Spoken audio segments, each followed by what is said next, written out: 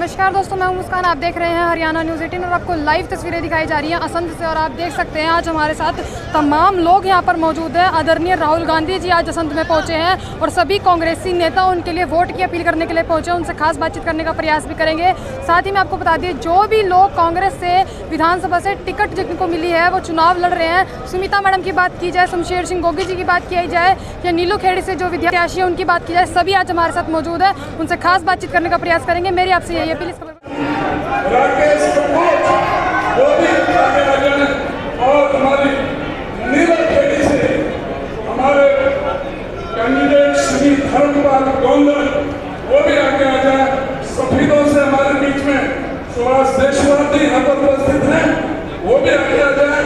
Panipat city से वीरेंद्र शाह और दुर्गे शाह वो भी सामने आ जाए।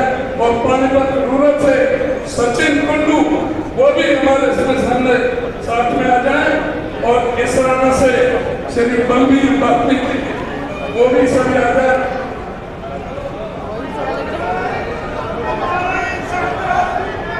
श्री राहुल गांधी कांग्रेस पार्टी। देख सकते हैं राहुल गांधी जी कांग्रेस के कार्यकर्ताओं से जिनको टिकट मिला उनसे इस समय मिलते हुए नजर आ रहे हैं। लाइव तस्वीरों में आपको दिखाया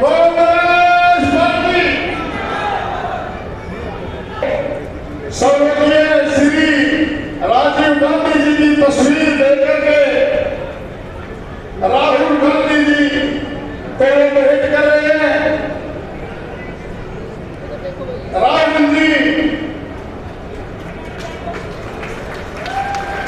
राहुल जी को राजीव जी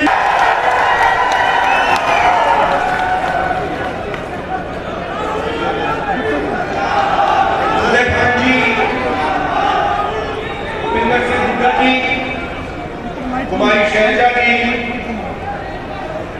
वीरेंद्र सिंह जी स्टेज पे, कांग्रेस पार्टी के सीनियर नेता, हमारे प्यारे कार्यकर्ता जिनको मैं आजकल बब्बर शेर कहता हूं,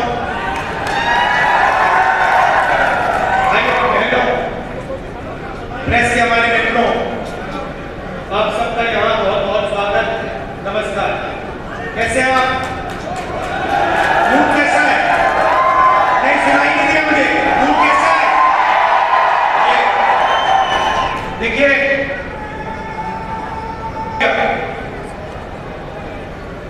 अमेरिका में मेरा प्रोग्राम टेक्सास में था और किसी ने मुझे कहा कि टेक्सास में हरियाणा के युवाओं से मुझे मिलना चाहिए। पता नहीं आपने वीडियो देखा कि देखा? मैं आज आपसे उस वीडियो के बारे में बोलना चाहता हूं, क्योंकि अगर आज आप हरियाणा को समझना चाहते हो तो जो भी समझना है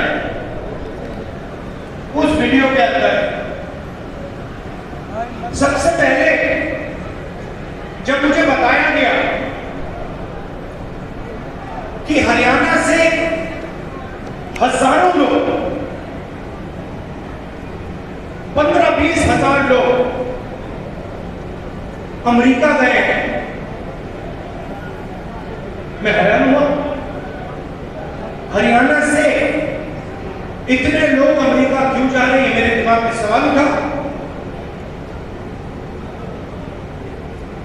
और फिर मैं डैलस में आपके भाइयों से एक छोटे से घर में जाके मिला। मैं आपको बताना चाहता हूं, आपके भाई डैलस में एक कमरे में 15-20 लोग सोते हैं। मैंने उनसे पूछा, आप अमेरिका कैसे आए? देशों की लिस्ट थी। पहले हम यहां गए, टर्की गए, कजाकिस्तान गए, कजाकिस्तान से साउथ अमेरिका गए, साउथ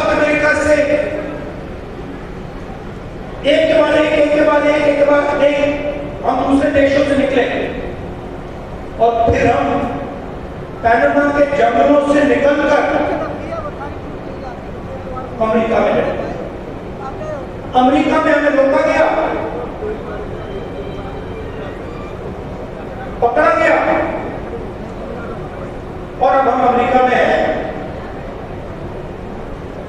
रास्ते की कहानी बताई राहुल जी।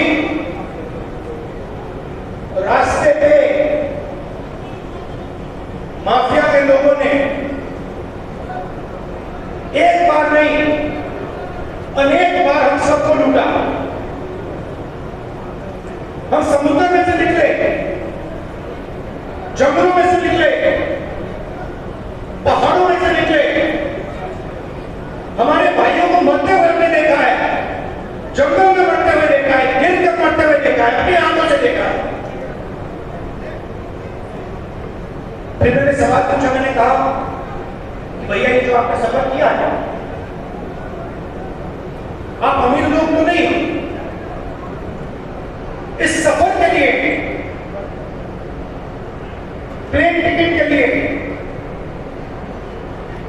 नाव के लिए, गाड़ी के लिए आपने कितना पैसा दिया? अमेरिका में घुसने के लिए आपने कितना पैसा दिया? राहुल जी, कम से कम 35 लाख रुपए अमेरिका में जाने के लगते हैं।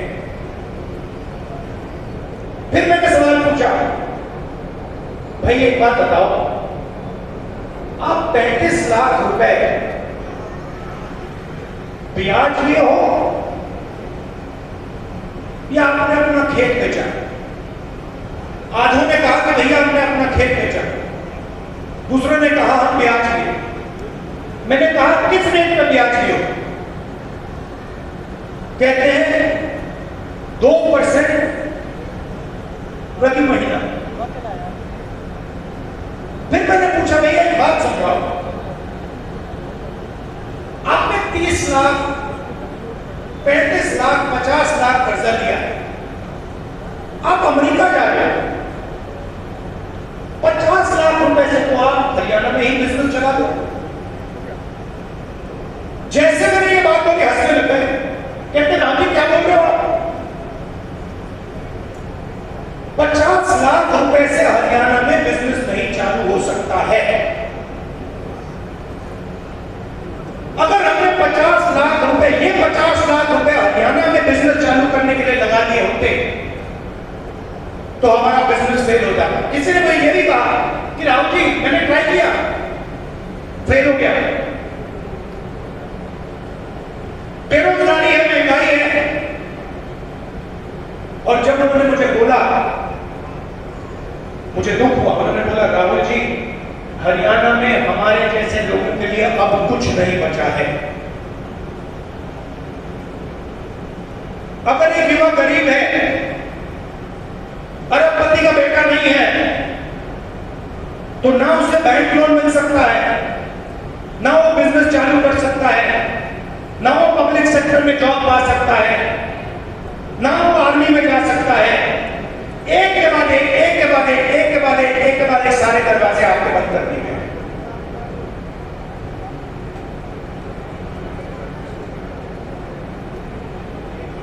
मैं जब उस घर से निकला, मैं सोच रहा था कि अगर इनकी ये हालत है तो इनके बच्चों की क्या हालत?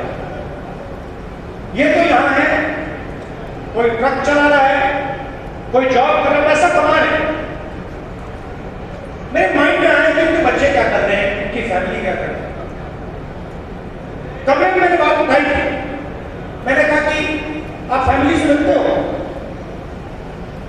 नहीं राहुल जी, हम 10 साल के लिए अपने बच्चों से नहीं मिल पाएंगे, अपने परिवार से नहीं मिल पाएंगे, हमारे माता पिता मर जाएंगे, मगर हम वापस नहीं जाएंगे।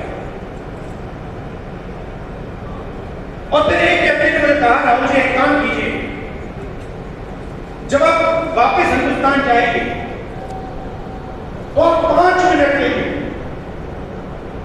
हमारे परिवारों से मिलिए।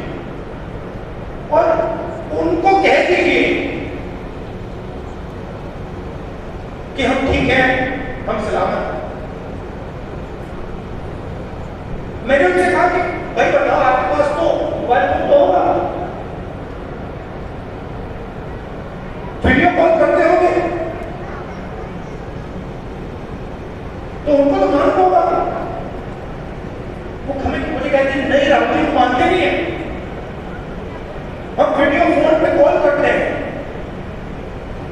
और हमारे बच्चे मानते नहीं है कि हम ठीक हैं। अजीब सी बात। फिर मैं करना लिया सुबह 4 बजे, फिर मैं चाहता था वीडियो वाले ना पढ़ने मुझे तब लगते हैं। मैंने इनको मित्रों का हाथ पकड़, ये है आजादी के मित्र और पार्टी के मित्र। मैं क्या चाहता हूं, सुबह बैठ गए, बातचीत शुरू। एक नंबर परिवार का यूएस में वीडियो कॉल चल रहा है, 6-7 लोग उस साइड डैलस में बैठे हैं, 20-25 लोग परिवार यहां बैठे हैं। मैं सोच रहा हूं ये हो क्या रहा है।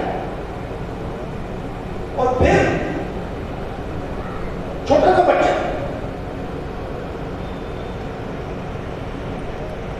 दौड़ता हुआ वो कंप्यूटर के पास जाता है, कंप्यूटर को ऐसे पकड़ता है और इतनी जोरों से चीखता है कि मैंने मतलब शायद अपनी लाइफ में ये चीख नहीं सुनी। कांपता हुआ चीखता है, पापा पापा पापा, वापस आ। और पिता कुछ नहीं कह पाता।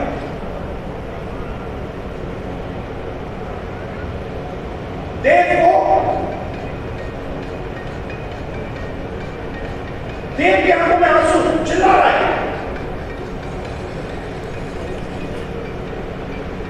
और पिता हजारों किलोमीटर दूर मुस्कुराने की कोशिश